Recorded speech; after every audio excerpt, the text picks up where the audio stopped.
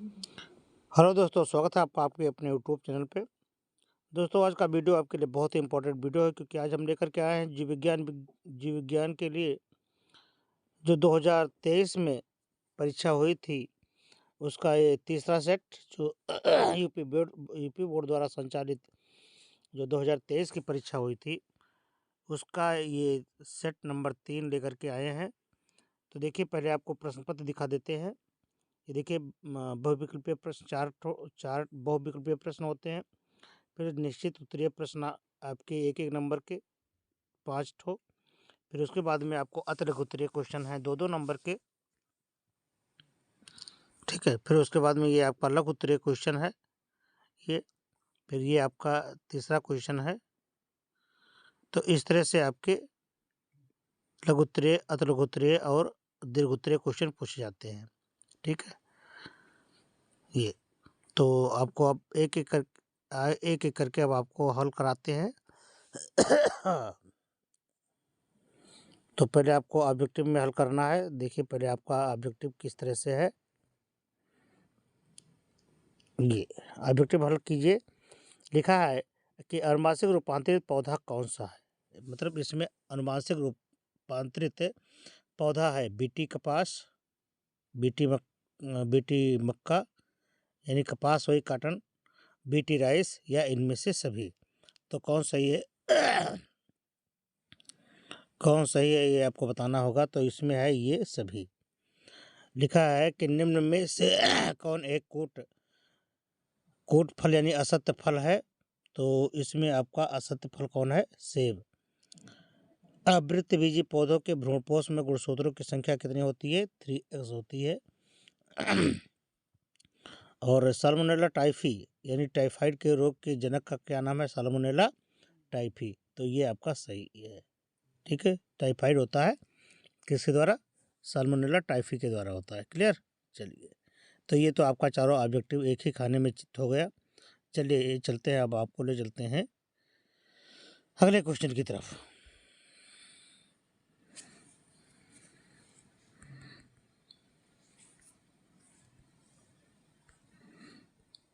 चलिए, अब आपका यहाँ से दूसरा क्वेश्चन है जो निश्चित उत्तरीय प्रश्न का है। ये कह रहा है पहला कि पालिनिषेचन को संक्षेप में लिखिए। तो पालिनिषेचन का क्या अर्थ होता है कि मादा के शरीर के बाहर मानक परिस्थितियों में प्रयोगशाला में शुक्राणुओं द्वारा अंडाणुओं के कृत्रिम निषेचन की तकनीक को स्वपात्र निषेचन या आईवीएफ कहते हैं, इन विट्रो फर्टिलाइजेशन, ठीक है। अगला क्वेश्चन कह रहा है कि क्वेश्चन नंबर 2 है कि दूध से दही कौन बैक्टीरिया बनाता है। तो दूध से जो दही है वो कौन बनाता है? ये देखिए, ये है आपका आंसर। लैक्टोबैसिलस जीवाणु जो होता है वो दूध से दही बनाने में सहायक होता है। तो ये आपका होगा। अगला क्वेश्चन है आरएनए व डीएनए शर्करा में क्या अंतर है? आरएनए और डीएनए शर्करा में क्या अंतर है? तो अगला क्वेश्चन है, ये इसका आंसर, डीएनए में डीऑक्सीराइबोस शर्करा होती है तथा इसमें थायमिन पाया जाता है, जबकि आरएनए में राइबोसोम शर्करा उपस्थित होती है तथा थायमिन के स्थान पर यूरेसिल पाया जाता है, ठीक है।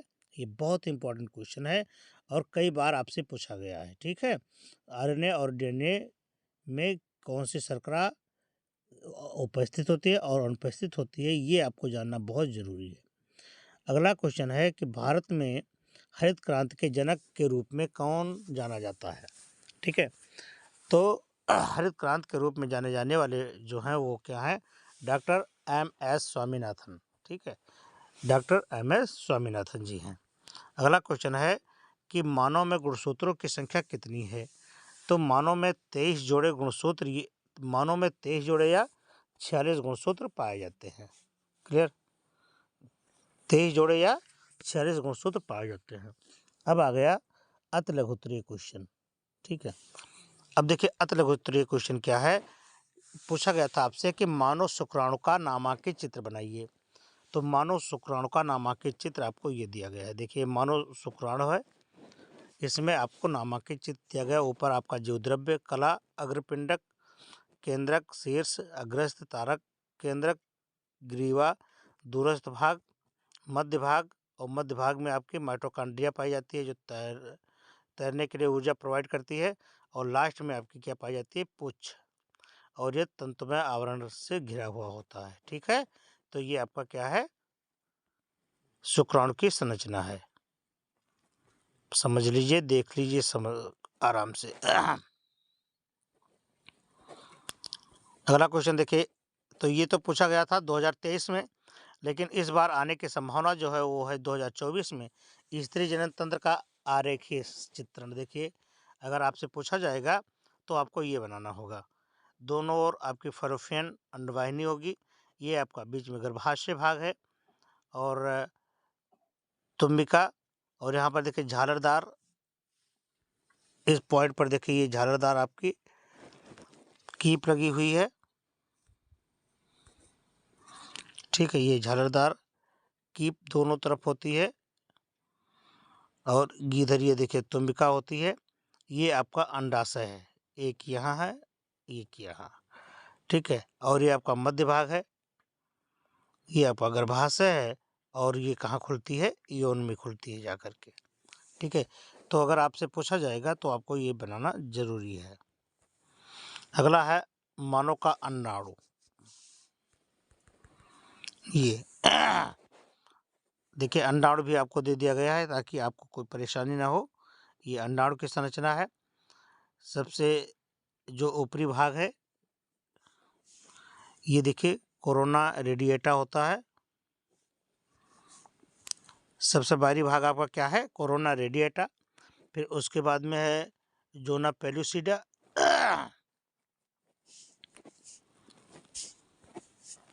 ये। फिर उसके बाद में सबसे, और उसके बीच में है कोशिका द्रव्य, और न्यूक्लियस यानी केंद्रक सबसे मध्य में पाया जाता है, और बीच में आपका ये जो पाया जाता है इसको कहते हैं पीतक कला। ठीक है, तो ये पॉइंट आपको याद रखना होगा। अगला देखें, आपको दिया गया है प्राकोष के अनुप्रस्थ काट, ये भी पूछा जा सकता है, तो ये भी आपको अभ्यास करते रहना है बार बार कि क्या इसमें पूछा जा सकता है। तो संभावना है कि ये पूछने की ज़्यादा से ज़्यादा संभावना है।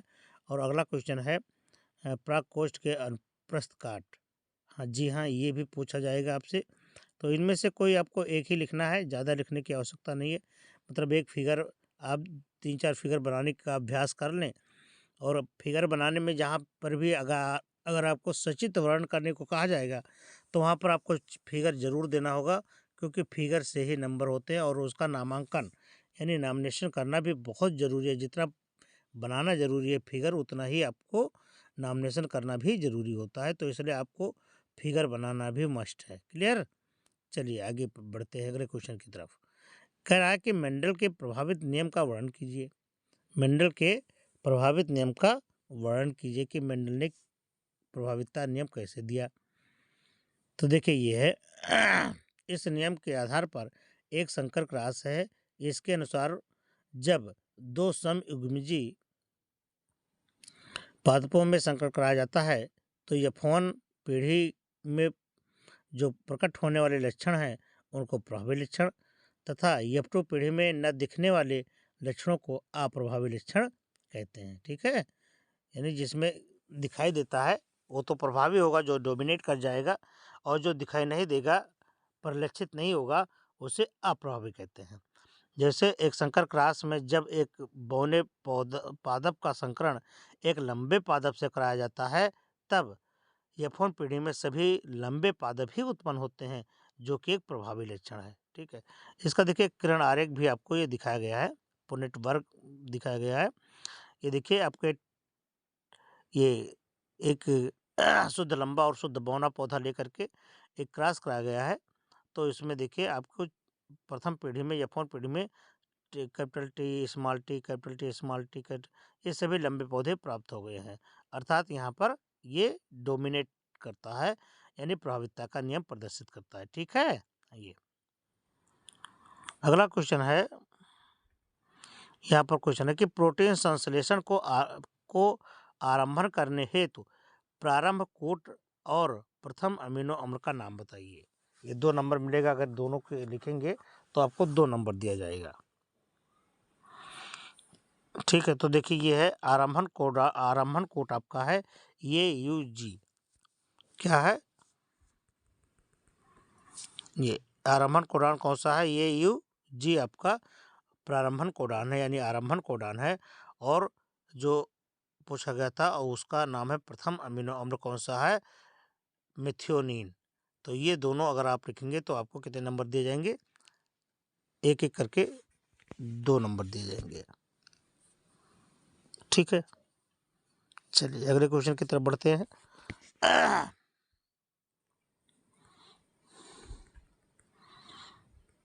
अगला क्वेश्चन आ गया आपका कि बीटी कपास पर संक्षिप्त टिप्पणी लिखिए। आपको बताना कि बीटी कपास क्या है, किस तरह से इसका प्रयोग किया जाता है। तो बीटी कपास देखिए क्या है। बी से होता है बैसिलस, टी से होता है थ्योरीजेंसिस। बैसिलस थ्योरीजेंसिस, थ्योरीजेंसिस जो होता है यह एक प्रकार का बैक्टीरिया है। जीवाणु की कुछ प्रजातियों द्वारा ऐसे विषाक्त प्रोटीन का निर्माण किया जाता है जो विशिष्ट वर्ग के कीटों जैसे कोलियोप्टेरान, श्रृंग तथा डिप्टेरान को मारने में सहायक होते हैं। ये जीवाणु अपने जीवन काल में विशिष्ट अवस्था में इस विषाक्त प्रोटीन के रौए का निर्माण करते हैं। ये विषाक्त प्रोटीन स्वयं जीवाणु को खत्म नहीं करता, क्योंकि यह परागविष के रूप में निर्मित होता है। इस विषाक्त जीवविष का निर्माण जिस जीन द्वारा किया जाता है उसे क्राई जीन का नाम दिया जाता है तथा निर्मित प्रोटीन को क्राई प्रोटीन कहते हैं।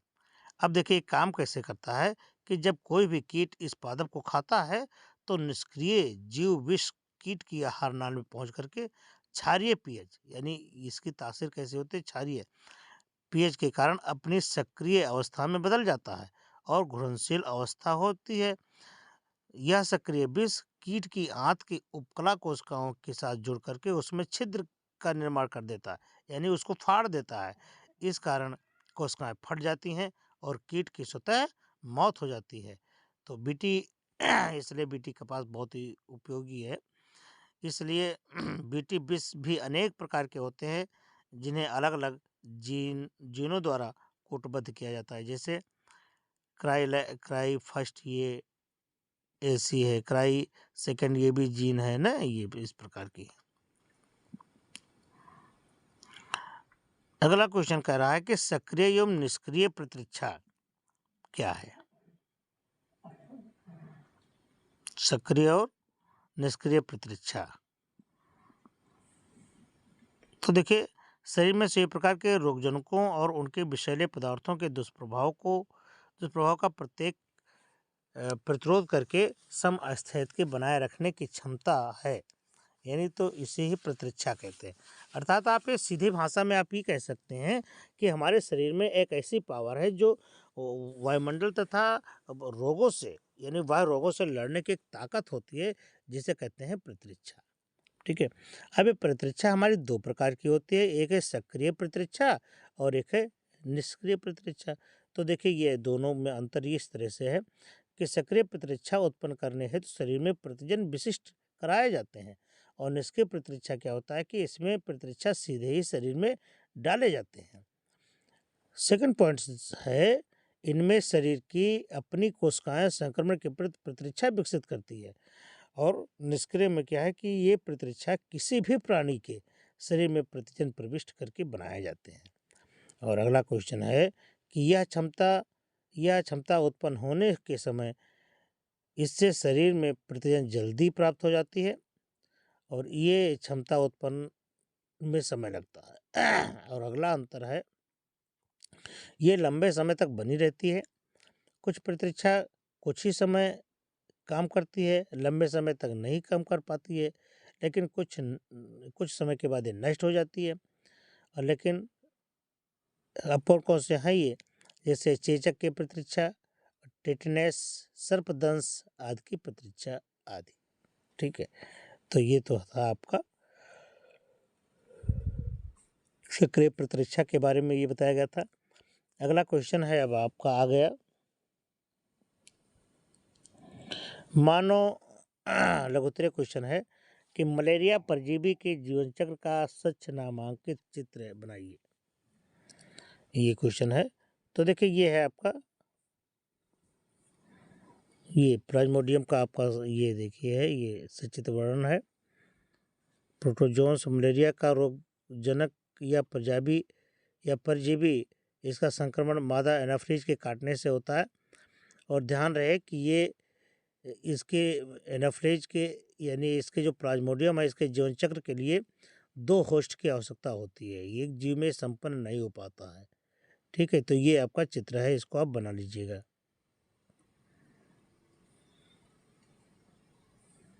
ठीक, तो ये है आपका ये चित्र। अगला क्वेश्चन कह रहा है कि निम्नलिखित पर संक्षिप्त टिप्पणी लिखिए। सहभोजता है, अंतरजातीय परजीविता है। तो पहले हम देखते हैं कि परजीविता क्या है। तो परजीविता क्या होता है कि वो जीव जो दूसरे के ऊपर अपने भोजन के लिए आश्रित होते हैं, उन्हें परजीविता कहते हैं।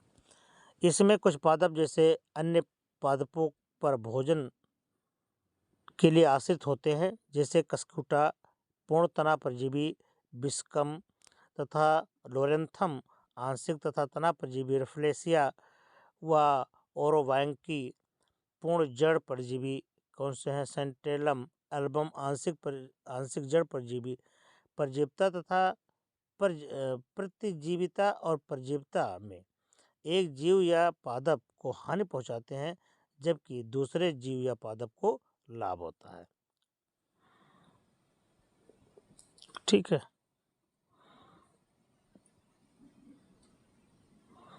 जब एक जीव या पादप दूसरे जीव या पादप को हानि पहुंचाए ही लाभान्वित होते हैं तो इसे सहभोजिता कहते हैं। जैसे आर्किड है, आरोही एवं कंटलताएं होती हैं। ये दोनों सहयोगी भौतिक संबंध स्थापित किए बिना ही परस्पर लाभान्वित होते हैं, तो इसे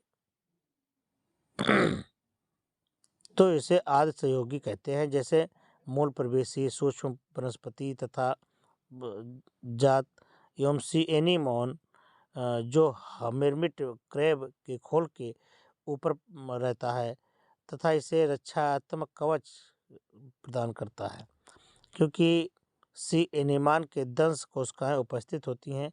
इसके बदले में हर्मिट क्रैब ने एक स्थान से दूसरे स्थान पर जाते रहने के कारण सी एनीमान को भोजन तथा प्रजनन करने के लिए नए नए स्थान मिलते रहते हैं। ये और अंतर्जातीय प्रतियोगिता क्या होती है कि यह स्पर्धा एक ही जात के सदस्यों के बीच होती है। जो प्रतियोगिता अंतर्जातीय स्पर्धा से अधिक गंभीर एवं तीव्र होती है। एक ही जात के सभी सदस्यों की आवश्यकताएं समान होती हैं, अतः एक ही जात के सदस्य स्थान, आहार, ऊर्जा, प्रकाश आदि संसाधनों के लिए आपस में सीधे प्रतियोगिता करते हैं।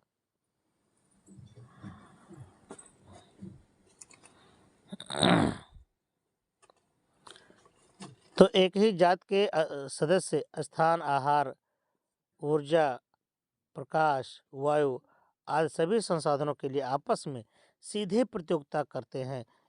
इस प्रतियोगिता से बचने के लिए पादप अपने बीजों के प्रकीर्णन के लिए अनेक उपायों को अपनाते हैं। तो ये है आपका अंतरजातीय प्रतियोगिता है। अगला क्वेश्चन है कि घरेलू खाद्य पदार्थ के उत्पादन में किन्हीं 3 सूक्ष्म जीवों की भूमिका क्या होती है। ठीक है, ये कह रहा है कि घरेलू खाद्य पदार्थों के उत्पादन में किन्हीं 3 सूक्ष्म जीवों की भूमिका का वर्णन कीजिए। तो ये देखिए आपका आंसर है ये। तो खाद्य पदार्थ में ये आपका लैक्टोबैसिलस, जो लैक्टोबैसिलस है उससे आपको क्या मिलता है, दूध से दही बनाने में उत्पादन में। दूसरा है सैक्रोमाइसीज सेरिवेसी, ब्रेड या बेकिंग बनाने में। और तीसरा है एसिटोबैक्टर एसिटाई सिरका या एसिटिक एसिड बनाने में इसका प्रयोग किया जाता है। ठीक है, अगला क्वेश्चन कह रहा है ये मरुद्भिद जंतुओं के लिए आपको अनुकूलन की क्षमता, तो मरुद्भिद में जंतुओं के लिए अनुकूलन क्षमता क्या होती है? मरुस्थल या रेगिस्तान या बंजर क्षेत्रों में रहने वाले जंतुओं में दो प्रकार के अनुकूलन पाया जाता है। प्रथम जल की कमी करके और दूसरी मरुस्थलीय परिस्थितियों के प्रति संवेदनशील दर्शा करके।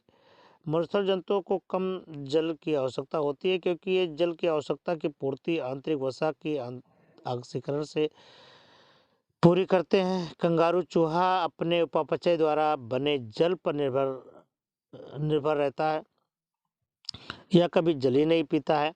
इसमें उत्सर्जी पदार्थों को हटाने के लिए जल के बहुत कम आयतन की आवश्यकता होती है। ठीक है, ये सब चीजें हैं।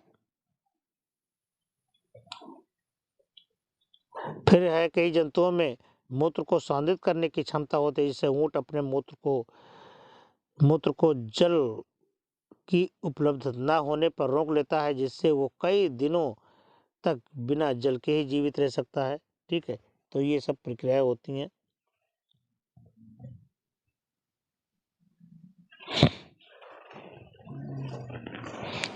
अगला क्वेश्चन देखिए,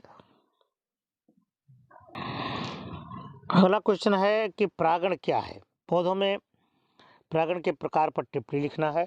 परागण क्या है तो सबसे पहले हमें जानना होगा कि परागण क्या है।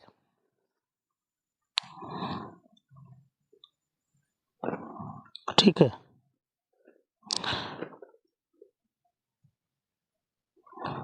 तो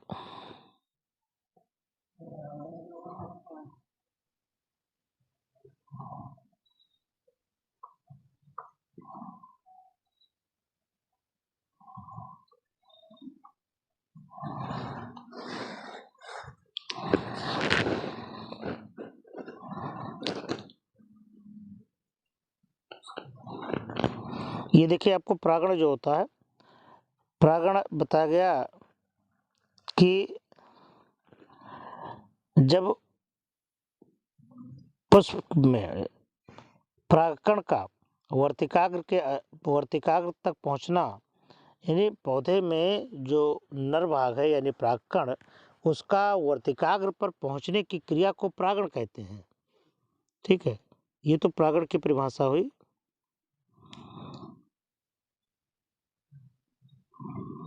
परागण देखिए, इसमें परागण मैंने शायद नहीं लिखा है, यहाँ पर परागण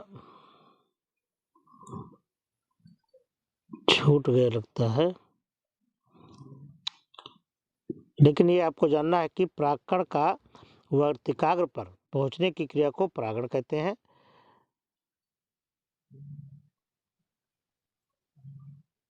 ये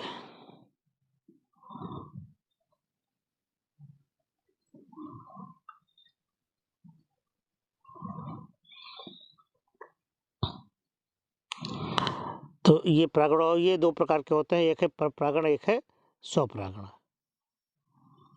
ठीक है, तो इसको शायद मैंने नहीं लिखाया है, नहीं, इसको गलत हो गया शायद।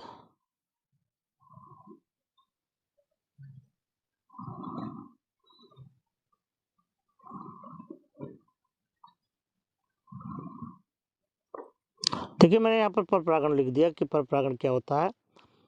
तो देखिए, स्वपरागण और परपरागण दो प्रकार के होते हैं। तो जब एक पुष्प के परागकण लैंगिक जनन द्वारा उत्पन्न उसी जात के अन्य पादप के वर्तिकाग्र पर विभिन्न माध्यम में पहुंचते हैं तो उसे परपरागण कहते हैं। एक लिंगी पुष्प जैसे पपीता, उभयलिंगी पादप, मक्का आदि में परपरागण पाया जाता है। परपरागण कीटों द्वारा वायु,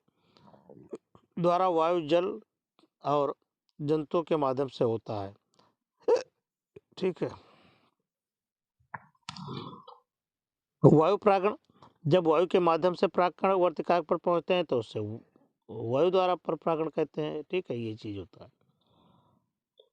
अगला क्वेश्चन है कि वाहित मल उपचार क्या है?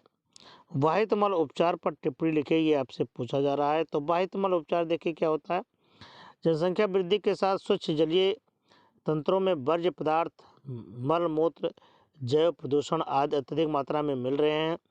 इनमें अनेक प्रकार के हानिकारक सूक्ष्मजीव होते हैं जो मनुष्य में असंख्य रोग जैसे टाइफाइड, हैजा, पेचिस आदि रोग उत्पन्न करते हैं।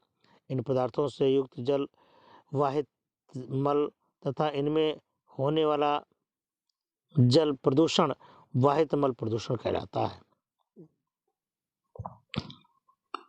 इन व्यर्थ पदार्थों के कारण जल में ऑक्सीजन की कमी हो जाती है तथा जल में उपस्थित कार्बनिक पदार्थों का विघटन नहीं हो पाता, जिसके कारण शरीर, पारितंत्र तथा जैव विविधता को अत्यंत नुकसान होता है।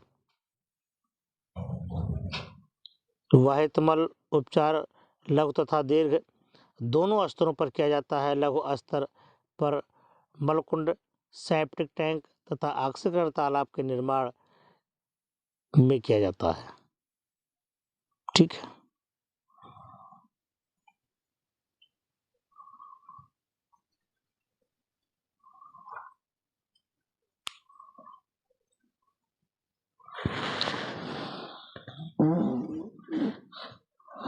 अगला क्वेश्चन है, कि समष्टि के किन्हीं 3 महत्वपूर्ण गुणों का वर्णन कीजिए।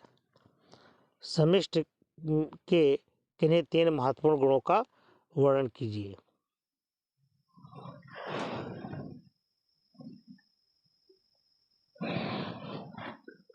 तो देखिए, किसी विशिष्ट भौगोलिक क्षेत्र में किसी दिए गए समय पर निवास एवं परस्पर प्रजनन करने वाली समान जात के जीवधारियों के समूह को उस जीव की समष्टि कहते हैं। यह जीवीय समुदाय की इकाई कहलाती है। किसी भी विशिष्ट क्षेत्र के समष्टि स्थिर नहीं होती।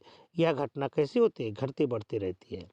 समष्टि के गुण, तो देखिए समष्टि के गुण निम्न प्रकार से होते हैं। पहला है समष्टि आकार व घनत्व, जन्म दर, मृत्यु दर, लिंग अनुपात, आयु संरचना, समष्टि वृद्धि, परिक्षेपण, वहन क्षमता या पर्यावरण। तो समष्टि का आकार व घनत्व देखिए, किसी भी निश्चित क्षेत्र की समष्टि में जीवों की संख्या कभी भी स्थिर या एक जैसी नहीं होती। यह समय के साथ साथ परिवर्तित होती रहती है।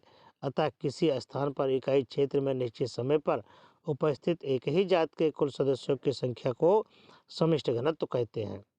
ये और समष्टि घनत्व का निम्न सूत्र द्वारा प्रदर्शित किया जाता है। डी इक्वल टू n/s, जहाँ डी समष्टि घनत्व है, n जीवों की कुल संख्या है और यस क्षेत्र है।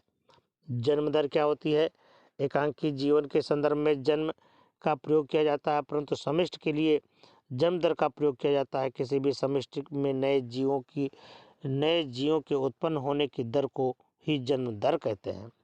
जन्म दर की समष्टि के सदस्यों की संख्या को वृद्धि के रूप में प्रकट किया जाता है। समष्टि में नए सदस्य कोष का विभाजन द्वारा, बीज अंकुरण द्वारा, हैचिंग की प्रक्रिया द्वारा,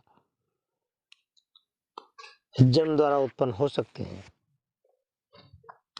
किसी समष्टि की पारिस्थितिकी धर्म को निम्नलिखित सूत्र द्वारा व्यक्त किया जाता है। B equal to delta n/n dot delta t, जहाँ कैपिटल N प्रारंभिक जीवों की संख्या और स्मॉल n समष्टि में नए जीव की संख्या है और टी है समय।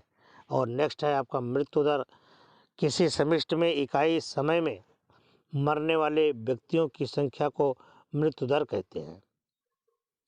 मानव जनसंख्या के लिए मृत्यु दर प्रति 1000 व्यक्तियों पर मरने वाले व्यक्तियों की एक वर्ष की औसत संख्या कहलाती है। अगला है प्रोटीन संश्लेषण में आरएनए की भूमिका क्या होती है? प्रोटीन संश्लेषण में आरएनए की क्या भूमिका होती है? तो देखिए, भौतिक लक्षणों तथा कार्यों के आधार पर आरएनए के 2 भाग होते हैं। एक है अनुवांशिक पदार्थ आरएनए और यहाँ पर अनुवांशिक पदार्थ आपके आरएनए है। इस प्रक्रिया में सहयोग प्रदान करता है। आरएनए में 3 प्रकार के होते हैं, राइबोसोमल आरएनए, ट्रांसफर आरएनए और संदेश वाहक आरएनए। ये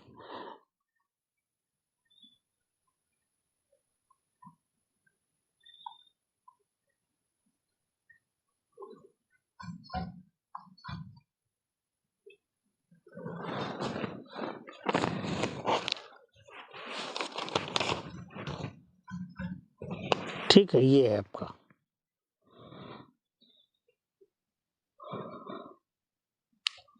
अगला क्वेश्चन आपसे पूछा जा रहा है कि प्लाज्मिड पर टिप्पणी लिखिए। तो प्लाज्मिड पर टिप्पणी लिखिए, तो प्लाज्मिड क्या है आपका, ये जैव प्लाज्मिड जीवाणु के अतिरिक्त डीएनए की स्वायत्त इकाइयां होती हैं जो मुख्य गुणसूत्रीय डीएनए से अलग स्वतंत्र रूप से विभाजित हो सक्षम होती हैं। ये जीन अभियांत्रिकी में सर्वाधिक प्रयोग किया जाने वाला वाहक है। सबसे अधिक उपयोग किए जाने वाला प्लाज्मिड वाहक PBr322 है। प्लाज्मिड के प्रमुख गुण पाए जाते हैं कौन कौन से, इनमें स्वतंत्र रूप से प्रतिकृतिकरण की क्षमता भी होती है। ये स्वतंत्र रूप से वंशागत होते हैं। इन पर प्रतिजैविक प्रतिरोध जीन्स स्थित होते हैं। प्लाज्मिड पोषक के मुख्य गुणसूत्र से पृथक रहकर द्विगुणन करते हैं। इनकी उपयोगिता देखिए क्या है। प्लाज्मिडों की उपयोगिता आणविक जैव वैज्ञानिक के लिए होती है, क्योंकि ये वैज्ञानिक इनको आनुवंशिक वाहक के रूप में प्रयोग कर ऐच्छिक जीन को कोशिका में प्रवेश करा करके उनकी वृद्धि कर सकते हैं। जब प्लाज्मिड में ऐच्छिक जीन प्रवेश कराई जाती है तब ये रूपांतरित प्लाज्मिड पोषक जीवाणु कोशिका में रख दिए जाते हैं। तो प्लाज्मिड तथा इनके जीन पूर्ण जीवाणु की उस जनसंख्या के साथ द्विगुणित होने लगते हैं जिसके आवरण पूर्वज पोषक कोशिका से हुआ है। यदि जीन ऐसे प्रोटीन को कोड करे जैसे मोनोथायराइड उत्प्रेरक हार्मोन्स, ऐसी प्रोटीन जीवाणु के अंदर जमा हो जाती है जहां से इसे काट कर निकाला जा सकता है। एशेरिचिया कोलाई में ऐसे 20 प्लाज्मिड रखे जा सकते हैं। अतः एक समय में 20 TSH जीनों को रखा जा सकता है तथा ये सभी जीन मिलकर के एक जीन की तुलना में एक हार्मोन की 20 गुना अधिक मात्रा उत्पन्न कर सकते हैं। ठीक है, देखिए वाहक आपको थोड़ा बता दिया जा रहा है कि वाहक किसे कहते हैं। पुनर्योगज वाहक,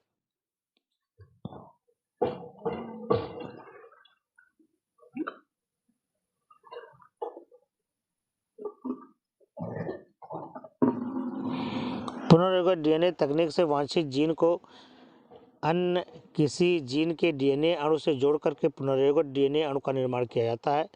जिस डीएनए अणु में वांछित जीन को जोड़ते हैं उसे वाहक कहते हैं। ठीक है,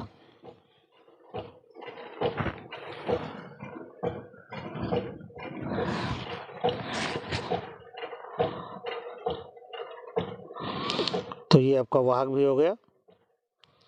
इसके लक्षण देख लीजिए, मापक में छोटा होता है, इसमें प्रतिबंधन एंडोन्यूक्लियस एंजाइम की क्रिया के लिए कहीं पर वैसा ही एक विलोम पद होना चाहिए जैसे विलोम पदों पर दाता जैव के डीएनए अणुओं की संख्या का विखंडन हुआ है। ठीक है, तो ये चीज है। अगला है आसंग जनन पर आपको टिप्पणी लिखना है।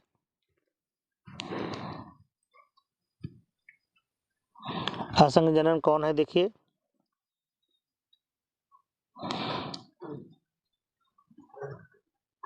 कभी कभी पादप के जीवन चक्र में लैंगिक जनन या युग्मक संलयन या अर्धसूत्री विभाजन की अनुपस्थिति में ही नए पादप का निर्माण हो जाता है।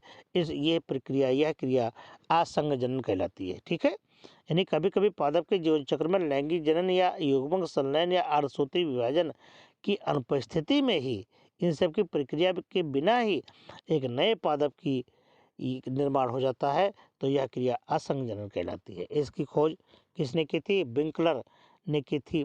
यह मुख्यतः दो प्रकार का होता है। पहला है कायिक असंगजनन और अनिश्चयी बीजता।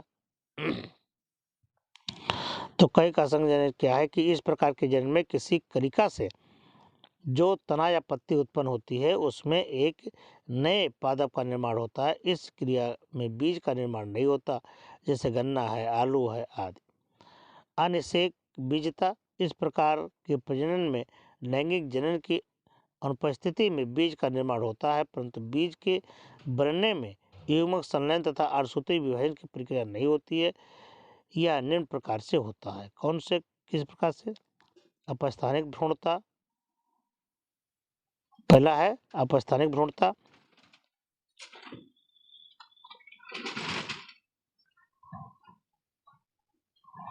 इस प्रकार के जनन में बीजांडकाय या अध्यावरणों की कुछ कोशिकाएं विभाजन एवं वृद्धि करके भ्रूण का निर्माण करती हैं, जिसकी सभी कोशिकाएं द्विगुणित होती हैं, जैसे नींबू है, नगफनी है। इसमें देखिए द्विगुणित बीजाणुता में क्या है, इस प्रकार के प्रजनन में गुरु बीजाणु मातृ कोशिका से भ्रूण कोश बन जाता है, अतः सभी कोशिकाएं द्विगुणित होती हैं। यदि इस भ्रूण कोश की अंड कोशिका से नर युग्मक के संयोजन के बिना भ्रूण का विकास हो जाता है तो यह क्रिया द्विगुणित बीजाणुता कहलाती है, जैसे एक्सेरिस डेंडाटा आदि। और अब बीजाणुता क्या है कि इसकी खोज रोजनबर्ग ने की थी।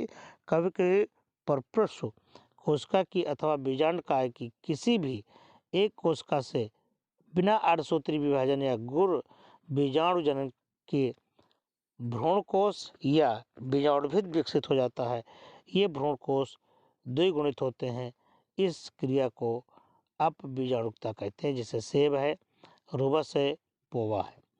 अगला है, इसका और एक भाग है कि असंग जनन का महत्व क्या होता है।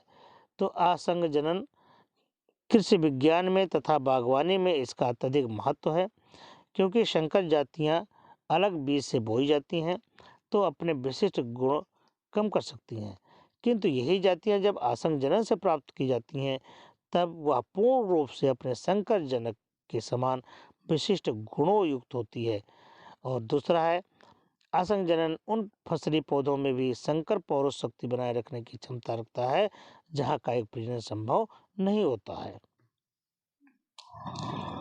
नेक्स्ट पॉइंट है आपका कि जैव विविधता एवं इसके संरक्षण। तो जैव विविधता किसे कहते हैं और इनका संरक्षण क्या है, ये आपको जानना आप जरूरी है।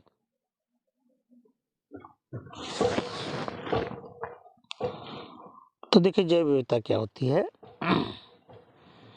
कि किसी भी पारिस्थितिकी तंत्र अथवा जीनोम में पारस्परिक निर्भरता तथा अंतःक्रियाएं करते हुए पादप जंतुओं व सूक्ष्म जीवों की विभिन्न जातियों का पाया जाना जैव विविधता कहलाता है। जैव विविधता शब्द का प्रयोग सर्वप्रथम रोजन ने 1985 में किया था। अब देखिए जैव संरक्षण क्या है।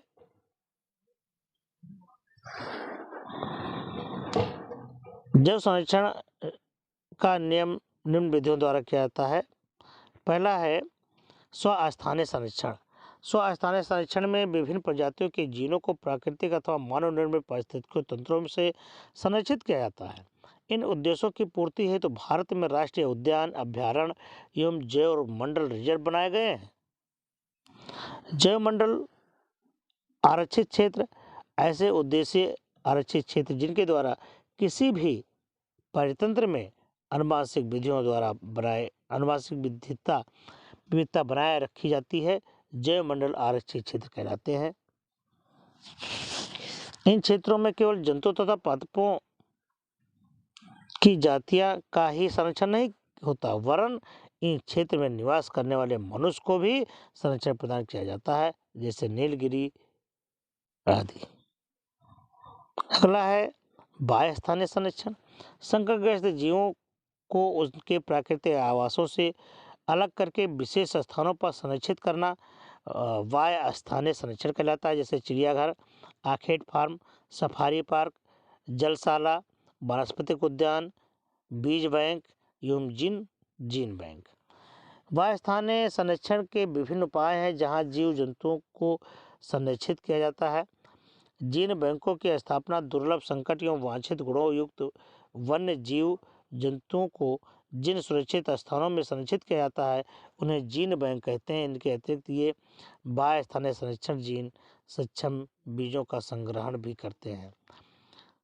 द्रुत शीत पर्यवेक्षण, इसके अंतर्गत दुर्लभ तथा संकटग्रस्त पादपों के जर्म प्लाज्म को बहुत कम ताप पर संग्रहित किया जाता है।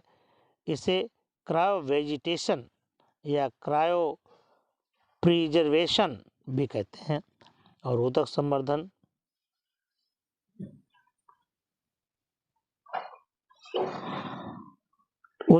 इस विधि का प्रयोग उन पादपों के लिए किया जाता है जिन पादपों में बीज नहीं बनते तथा विशेष अनुवांशिक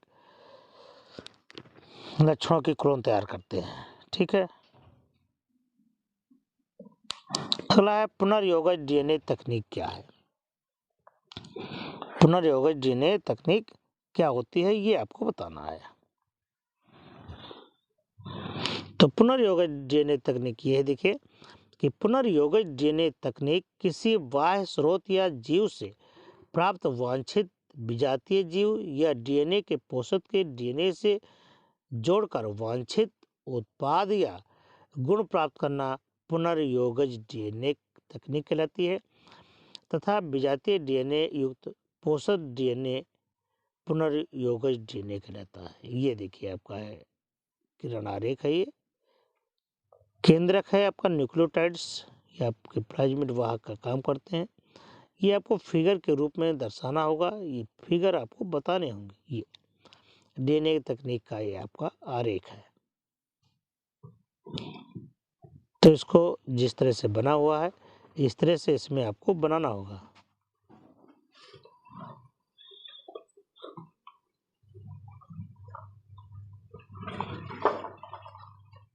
अब आ गया आपका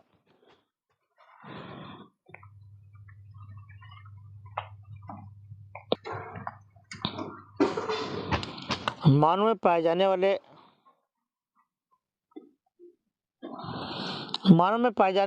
गुणसूत्रीय ये 3 क्रोमोसोमीय विकार पर टिप्पणी लिखे। बहुत इंपॉर्टेंट क्वेश्चन है, कई बार पूछा भी गया है। तो ये देखिए आपका इस तरह से है, गुणसूत्रीय या क्रोमोसोमीय विकार मानव में आपके 3 पूछे जा रहे, 4 मैंने दिया है। जिसमें पहला है एडवर्ड सिंड्रोम। यह 18वें ऑटोसोम गुणसूत्र के त्रिगुणित के कारण होता है। इससे प्रभावित बच्चों में मानसिक व शारीरिक वृद्धि कम होती है। दूसरा टर्नर सिंड्रोम होता है। यह रोग एक लिंग गुणसूत्र के कम हो जाने के कारण होता है। इससे प्रभावित मादा में 44 धन एक्स वो या ये एक्स गुणसूत्र होते हैं। इसमें अंडाशय कम विकसित होता, लंबाई कम तथा गर्दन जाल युक्त हो जाती है। अगला है क्लाइनेफेल्टर सिंड्रोम। इससे पीड़ित मनुष्यों में एक या अधिक एक्स गुणसूत्र बढ़ जाते हैं, जैसे 44 धन XXY, 44 धन XXXY आदि। यानी इससे पीड़ित पुरुषों में एक या अधिक एक्स गुणसूत्र की संख्या बढ़ जाने के कारण होती है। इसमें वृषण अल्प विकसित, आस्तन के समान रचनाओं की उपस्थिति, चेहरे तथा शरीर पर बालों में अल्प वृद्धि, शुक्राणु का न बनना, मस्तिष्क का कम विकास होना आदि लक्षण पाए जाते हैं। डाउन सिंड्रोम देखिए क्या है। यह रोग 21वें ऑटोसोम गुणसूत्र के त्रिगुणितता से होता है। इस प्रकार इस रोग से ग्रसित व्यक्तियों में गुणसूत्रों की संख्या 46 के स्थान पर कितनी हो जाती है, 47 हो जाती है। इस रोग से ग्रसित व्यक्तियों में चेहरा मंगोलियन लोगों की भांति माथा चौड़ा, गर्दन एवं अंगुलियां छोटी तथा फूली हुई होती हैं, कद छोटा, मंद बुद्धि, विमंदित, खुरदरी त्वचा, जीभ मोटी, उभरा हुआ निचला होंठ आदि लक्षण समानता पाए जाते हैं। इस कारण इस रोग को मंगोलियन जड़ता भी कहते हैं। और अगला क्वेश्चन है, डीएनए के अर्धसंरक्षी प्रतिकृतियन चित्र सहित वर्णन कीजिए। देखिए, तो मिचेल्सन और स्टाहल ने सन 1958 में एशेरिचिया कोलाई पर नाइट्रोजन के प्रयोग द्वारा अर्ध संरक्षण द्विगुणन का प्रमाण प्रतिपादित किया। इस प्रयोग के अंतर्गत इन्होंने जीवाणु कोशिका को पहले नाइट्रोजन के संवर्धन माध्यम में कुछ पीढ़ियों तक संवर्धित किया। इसके उपरांत इन्हें सामान्य हल्के नाइट्रोजन के माध्यम में स्थानांतरित किया। विभिन्न समयांतरालों पर जीवाणुओं के नमूने एकत्रित करके तथा इनके जननिक डीएनए को सीजियम क्लोराइड ब्लेंड में घोलने पर एक ब्लेंड में आयनों की उपस्थिति के कारण अपकेंद्रण में डीएनए शीघ्र ही कुंडलित हो जाता है। नाइट्रोजन युक्त डीएनए अधिक सघन होने के कारण इस ब्लेंड में नीचे जाकर के रुकता है। नाइट्रोजन युक्त माध्यम में यह एक पीढ़ी के बाद एक पट्टी प्रदर्शित होती है जिसका घनत्व नाइट्रोजन 15 एवं नाइट्रोजन 14 के मध्य होता है।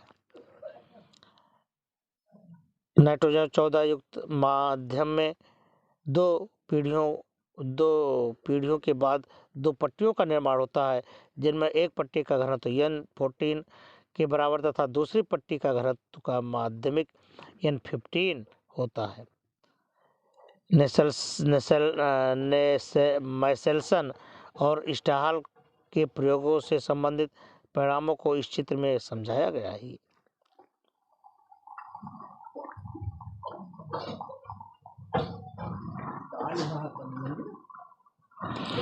और अगला क्वेश्चन है जीन चिकित्सा।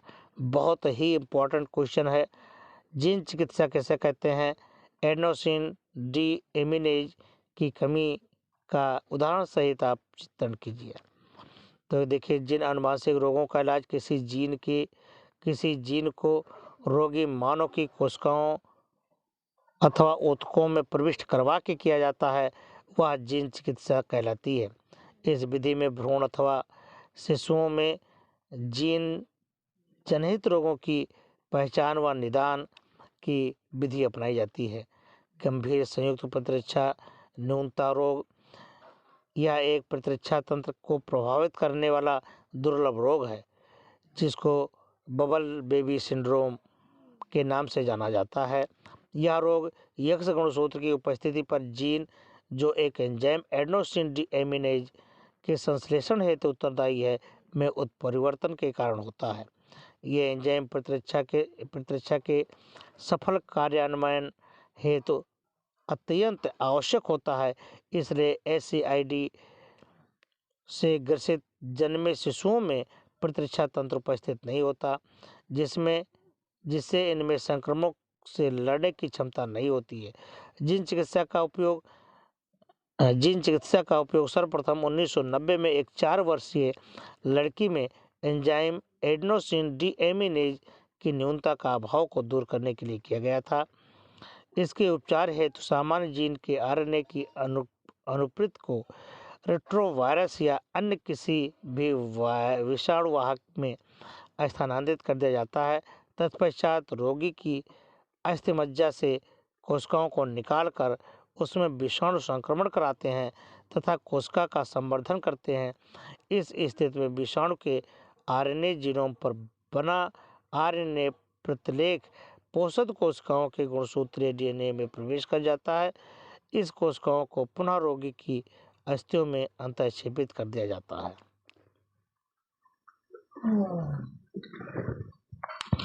इस प्रकार रोगजनक विषाणु में के आनुवंशिक पदार्थों में परिवर्तन करके कैंसर, एड्स जैसे घातक रोगों के विषाणु को रोगजनक होने से रोककर इन रोगों के उपचार में सक्षम होता है। ये देखिए, आपका रेट्रोवायरस है, ये दूसरी स्टेज है।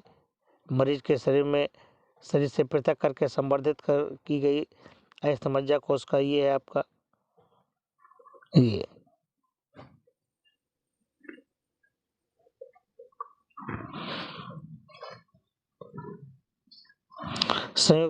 ये गंभीर संयुक्त प्रतिरक्षा न्यूनता रोग, देखिए ये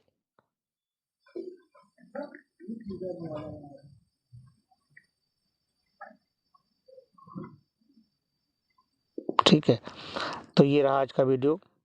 ये वीडियो आपको कैसा लगा ये हमें आपको ज़रूर बताना है, और इसी तरह से आपको और भी मॉडल पेपर सॉल्व किए जाएंगे, वो आपको समय समय पर दिया जाता रहेगा। तो आप बने रहें हमारे साथ, हमारे चैनल पर। जय हिंद, जय भारत।